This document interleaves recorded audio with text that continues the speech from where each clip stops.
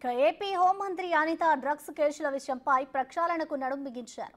Drugs గంజాయి కేసుల విషయంలో పైరవీలు చెల్లవన్నారు. కొత్త చట్టాల రూపకల్పన చేస్తున్నామని, దిశ చట్టం ఎక్కడుందని ప్రశ్నించారు. స్కూల్ సమీపంలోని బార్లను తొలగిస్తామని, డిఫాల్ట్ బెయిలర్లను రీకాల్ చేస్తామన్నారు. నేను డైరెక్ట్గా చెప్తున్నాను, విత్ ప్రెస్ చెప్తున్నా, ఏ పోలీస్ డిపార్ట్మెంట్కి ఇది 3rd time are 4th time చెప్పడం. గాంజాయి విషయంలో, డ్రగ్స్ విషయంలో పొలిటీషియన్స్ కానీ ఎవరైనా పెద్ద పెద్ద వాళ్ళు కానీ ఫోన్ చేసినా మీరు ఇగ్నోర్ చేయండి. వీలైతే వాళ్ళు ఇలా చెప్తారని మాకు చెప్పండి, మేము చూసుకుంటాం. అంతే తప్పించి ఎట్టి పరిస్థితుల్లో నా లాల్ చెప్పారు వీళ్ళు చెప్పారని వదిలేసే పరిస్థితి అయితే ఉండదు. ముఖ్యంగా ఈ గవర్నమెంట్లో గాంజాని సపోర్ట్ చేస్తూ ఉన్న నాయకుడు అయితే ఎవడూ లేడు. యాక్చువల్గా కొత్త చట్టాలకి అమలు అవ్వడానికి వాళ్ళు ఎప్పుడైతే చెప్పారో పోలీస్ డిపార్ట్మెంట్ వాళ్ళందరికీ కూడా ట్రైనింగ్స్ కూడా ఇవ్వడం జరిగింది. వాళ్ళకి దానికి సంబంధించిన మెటీరియల్ అంతా కూడా పంపించడం జరిగింది. మళ్ళీ ఇంటర్మ్గా వాళ్ళకి కూడా మళ్ళీ కోచింగ్స్ అన్నీ ఇస్తుంటాం.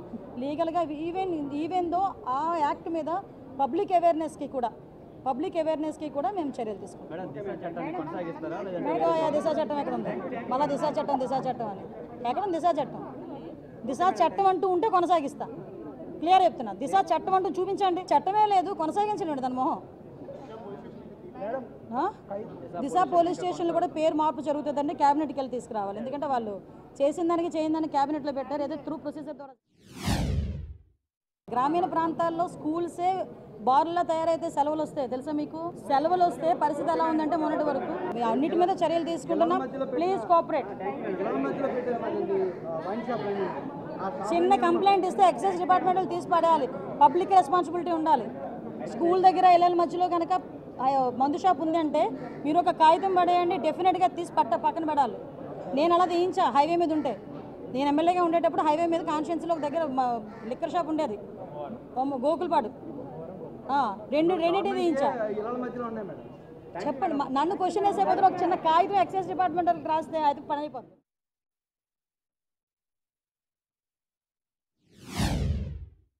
ఎస్పెషల్లీ రూల్ బుక్లో కూడా ఉంటుంది మనకి డీ అడిక్షన్ సెంటర్స్ అనేవి ఏదైతే ఉన్నాయో, ఈ డీ అడిక్షన్ సెంటర్స్ మనం బయట ఉన్న వాళ్ళకి డీ అడిక్షన్ సెంటర్స్ మనకి కేజీహెచ్లో కానీ మన మెంటల్ హాస్పిటల్లో కానీ ఎక్కడైనా మనం ఉంటున్నాం ఒకటి ఎత్తు చూసాం.